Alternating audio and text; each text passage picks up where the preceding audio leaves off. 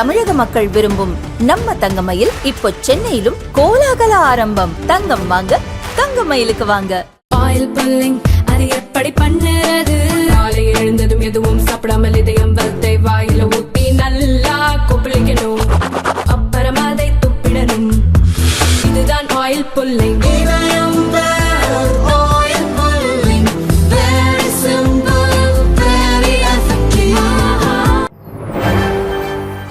வணக்கம். செய்திச் சுருக்கம். அமெரிக்கா நிதி வழங்கிய விவகாரம். மத்திய நிதி அமைச்சகம் விளக்கம்.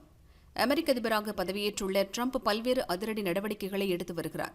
இதன் ஒரு பகுதியாக இந்தியாவில் ஓட்டு சதவீதத்தை அதிகரிக்க அமெரிக்கா வழங்கி வந்த 182 கோடி ரூபாய் நிதி உதவி நிறுத்தப்படுவதாக எலான் மஸ்க் தலைமையிலான செயல்திறன் துறை அறிவித்தது.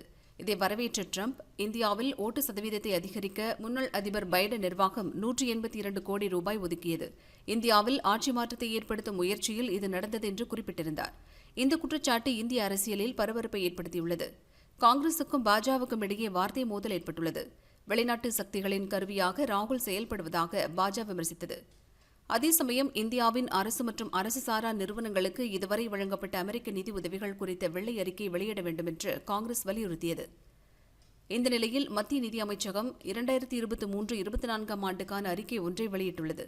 அதில் அமெரிக்க அமைப்பு வழங்கிய 6490 கோடி ரூபாய் நிதியில் 7 திட்டங்கள் செயல்படுத்தப்பட்டு வருவதாக தெரிவிக்கப்பட்டுள்ளது. வேளாண்மை, உணவு பாதுகாப்பு, குடிநீர், சுகாதாரம், புதுப்பிக்கத்தக்க எரிவாயு சக்தி, பேரிடர் மேலாண்மை உள்ளிட்ட சமூக நல திட்டங்களுக்கு மட்டுமே இந்த நிதி பயன்படுத்தப்பட்டதாக நிதி அமைச்சகம் தெளிவுபடுத்தியுள்ளது. இந்தியாவில் ஓட்டு சதவீதத்தை அதிகரிக்க அமெரிக்க நிதி பயன்படுத்தப்படவில்லை என்றும் தெரிவித்துள்ளது. தமிழகம் முழுவதும் 1000 முதல்வர் மருந்தகம் முதல்வர் ஸ்டாலின் துவக்கி வைத்தார். சென்னை தி நகரில் நடந்த நிகழ்ச்சியில் கலந்து கொண்ட முதல்வர் ஸ்டாலின், தமிழகம் முழுவதும் 1000 இடங்களில் அமைக்கப்பட்டுள்ள முதல்வர் மருந்தகங்களை வீடியோ கான்பரன்ஸ் மூலம் துவக்கி வைத்தார். இந்த மருந்தகங்களில் குறைந்த விலையில் ஜெனரிக் மற்றும் பிற மருந்து மாத்திரைகள் கிடைக்கும் என்று தெரிவிக்கப்பட்டுள்ளது. நாட்டுக்கே முன்மாதிரியா வழிகாட்டியாக இருக்கக்கூடிய கலைஞர் மகளிர் உரிமை திட்டம், விடியல் பயணம், புதுமை பெண், தமிழ் புதல்வன், காலை உணவு திட்டம்னு முற்போக்கான தொலைநோக்கான நாட்டுக்கே முன்னோடியான அத்தனை திட்டங்களையும் பல்வேறு நிதி நெருக்கடிகளுக்கு இடையில தான் செயல்படுத்திக்கிட்டு இருக்கோம். மத்திய அரசுன்னு சொல்லிக் கொள்ளக்கூடிய ஒன்றிய அரசோட நெருக்கடி இருந்தாலும் அந்த நெருக்கடிகளுக்கு மத்தியில அதை பத்தி கவலைப்படாம தமிழ்நாட்டு நலன்கள் மட்டுமே மனசுல வச்சுக்கிட்டு தமிழ்நாட்டு மக்கள் மேல நம்பிக்கை வச்சு இந்த திட்டங்களை நாங்கள் இன்றைக்கு செயல்படுத்தி கொண்டிருக்கிறோம். இது எல்லாத்தையும் மக்களுக்கான நம்மோட கடமைன்னு உணர்ந்து செயல்பட்டுக்கிட்டு இருக்கிறோம். மக்களுக்கு நன்மை செய்வதில் நாம கணக்கு பார்க்கறது இல்லை. இந்த நேரத்தில் நான் அரசு அதிகாரிகளுக்கு சொல்லிக்கொள்ள விரும்புவது என்னவென்றால், இந்த முதல்வர் மருந்துகள் என்ன நோக்கத்துக்காக தொடங்கப்பட்டிருக்கோ அந்த நோக்கம் கொஞ்சம் கூட சிதையாம இன்னும் சிறப்பா செயல்படுத்துற அந்த உறுதியை நீங்க எடுத்துக்கணும். இப்ப திறக்கப்பட்டிருக்கக்கூடிய 1000 மருந்துகள் என்பது முதல் கட்டம் தான். அடுத்தடுத்த கட்டங்கள்ல இந்த எண்ணிக்கையை அதிகரிக்க போகிறோம். ஏழை எளிய மக்களுக்கு குறைந்த விலையில மருந்து கிடைக்கணும் என்ற நோக்கத்தோடு இந்த திட்டத்துக்கு இன்னொரு நோக்கமும் இருக்கு. டிஃபார்ம் படிச்ச இளைஞர்களை சொந்தமா தொழில் தொடங்குறதுக்கான அடித்தளம் அமைக்கிறது தான் அந்த நோக்கம். நான் முதன்மை நாள் இளைஞர்களின் திறன்களுக்கு நம்முடைய திராவிட மாடல் அரசு இதுபோன்ற திட்டங்களால் இளைஞர்களை தொழில் முனைவர்களாக்கி வருது. நாம் உருவாக்கும் வாய்ப்புகளால் நமது இளைஞர்கள் உயர்வார்கள். நமது திட்டங்களால் நலமான தமிழ்நாடு நிச்சயம் உருவாகும். பள்ளி கல்வி அமைச்சரா, பள்ளி சீரழைப்பு அமைச்சரா? எஸ்.ஆர். சேகர் தாக்கு. பாரதிய ஜனதா மாநில பொருளாளர் எஸ்.ஆர். சேகர் வெளியிட்ட அறிக்கையில் கூறியிருப்பதாவது: பாலியல் வன்கொடுமை என்றால் என்னவென்றே புரியாத பிஞ்சு மாணவர்களுக்கு உளவியல் ஆலோசனை மிக முக்கியம். ஜெயலலிதா ஆட்சி காலத்தில் துவங்கப்பட்ட நடமாடும் உளவியல் ஆலோசனை மையத்தை திமுக ஆட்சிக்கு வந்த பிறகு முற்றிலுமாக ஒழித்து கட்டிவிட்டது என தமிழக உளவியல் சங்கம் பகிரங்க குற்றச்சாட்டு வைத்துள்ளது. மாற்றுக் கட்சியின் ஆட்சியில் தொடங்கப்பட்டது என்ற காரணத்துக்காக மாணவர்களுக்கு அநீதி இழைக்கும் நடவடிக்கையை அமைச்சர் எடுப்பார் என்று கனவிலும் நினைத்து பார்க்கவில்லை. அதுவும் RBSK என்ற மத்திய அரசு திட்டத்தின் கீழ் மாணவர்களுக்கு உளவியல் ஆலோசனை வழங்கப்படுவதாக கூறியிருக்கிறார் அமைச்சர். உண்மையில் RBSK திட்டம் என்பது மாணவர்களின் ஆரோக்கியம் காக்கவும் போதைப்பொருள் பழக்கம் தடுப்பு போன்றவற்றை மையமாக கொண்டது. அதை வைத்து உளவியல் ஆலோசனை கொடுப்பதாக சப்பை கட்டி கொண்டிருக்கிறார் அமைச்சர். ஒரு பக்கம் வீதிக்கு வீதி டாஸ்மாகை திறந்து இளைஞர் சமுதாயத்தை சீரழித்தது போதாது என்று உளவியல் ஆலோசகர்களையும் நியமிக்காமல் பள்ளி குழந்தைகளின் வாழ்க்கையில் விளையாடும் இந்த திராவிட மாடல் அரசு மொத்தமாக குழந்தைகளின் வாழ்வை சீரழிக்கிறது. பள்ளி கல்வி அமைச்சர் வெட்கி தலை குனிந்து பதவி விலக வேண்டுமென SR சேகர் வலியுறுத்தியுள்ளார். 48 மணி நேரத்திற்கு மேலாக தொடரும் மீட்புப் பணிகள். சுரங்கத்தில் சிக்கியவர்கள் கதி. தெலங்கானா மாநிலம் நாகர் கர்னூல் மாவட்டம் டோமலபெண்டா அருகே ஸ்ரீசைலம் அணையில் இடது சுரங்க கால்வாய் அமைக்கும் பணி நடந்து வருகிறது. சுமார் 50 ஊழியர்கள் கடந்த சனிக்கிழமை காலை இங்கு பணிக்கு சென்றனர். சுரங்கத்தில் 14வது கிலோமீட்டரில் பணியில் ஈடுபட்டுக் கொண்டிருந்த போது திடீரென மண் சரிவு ஏற்பட்டது. இதுகுறித்து தகவலறிந்த தேசிய பேரிடர் மீட்புப் படையினர் உடனடியாக சுரங்கத்திற்குள் சென்று 42 தொழிலாளர்களை மீட்டனர். எனினும் திட்டப் பொறியாளர் மனோஜ்குமார் உள்ளிட்ட 8 பேர் இன்னும் சுரங்கத்திற்குள் சிக்கிக் கொண்டுள்ளனர். அவர்களை மீட்பதற்கான மீட்புப் பணிகள் 48 மணி நேரம் கடந்தும் தொடர்ந்து நடைபெற்று வருகிறது. நிவாரணப் பணிகளின் ஒரு பகுதியாக 2 ராணுவ ஹெலிகாப்டர்கள் தயார் நிலையில் வைக்கப்பட்டுள்ளன.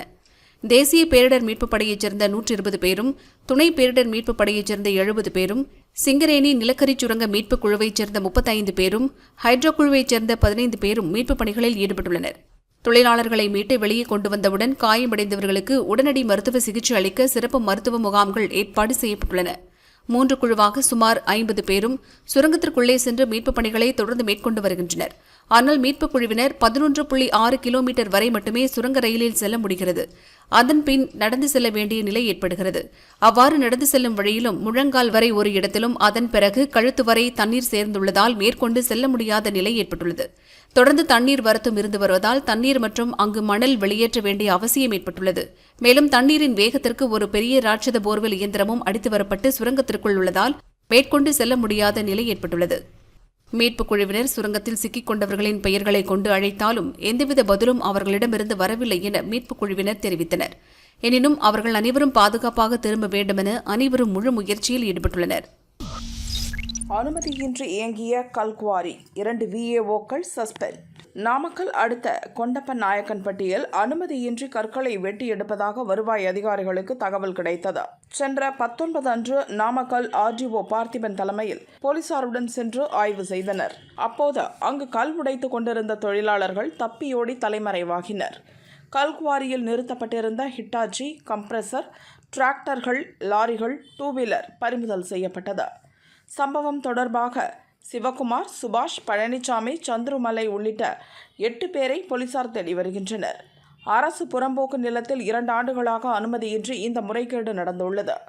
அலட்சியமாக இருந்த Kondamanayakkanpatti VAO John Bosco, Vittamanayakkanpatti VAO கோகிலாவை சஸ்பெண்ட் செய்து நாமக்கல் RDO உத்தரவிட்டுள்ளார்.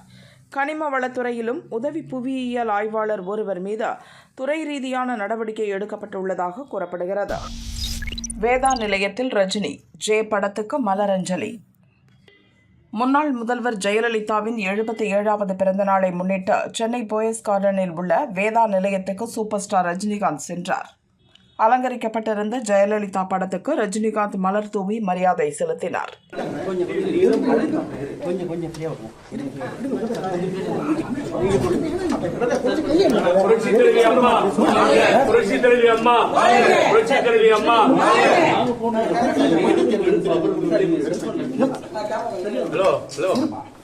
கொஞ்சம் ஒத்திர போங்க சார்.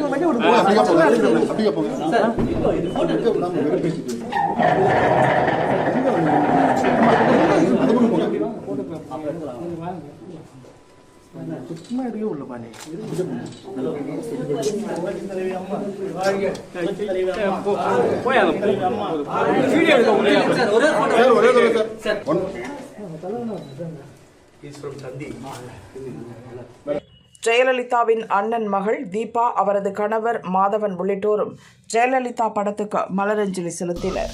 போப் பிரான்சிஸ் உடல்நிலை தொடர்ந்து கவலைக்கிடம். கத்தோலிக்க திருச்சபையின் தலைவரான போப் பிரான்சிஸின் உடல்நிலை தொடர்ந்து கவலைக்கிடமாக உள்ளது. 88 வயதான போப் பிரான்சிஸ்க்கு மூச்சுக்குழாய் அழற்சி ஏற்பட்டதால் கடந்த 14ஆம் தேதி ரோம் நகரில் உள்ள மருத்துவமனையில் சிகிச்சைக்காக சேர்க்கப்பட்டார். மருத்துவ பரிசோதனையில் அவருக்கு நுரையீரலில் நிமோனியா பாதிப்பு ஏற்பட்டிருப்பது உறுதியானது. மூச்சு விட சிரமப்பட்ட அவருக்கு செயற்கை சுவாசம் அளிக்கப்படுகிறது. இந்நிலையில் நேற்று நடந்த மருத்துவ பரிசோதனையில் போப் பிரான்சிஸுக்கு சிறுநீரக பாதிப்பு ஏற்பட்டிருப்பதை டாக்டர்கள் கண்டறிந்தனர். தொடர்ந்து அவருக்கு தீவிர சிகிச்சை அளிக்கப்பட்டு வருகிறது. அவர் அபாய கட்டத்தை நெருங்கவில்லை என வாட்டிகன் தெரிவித்துள்ளது.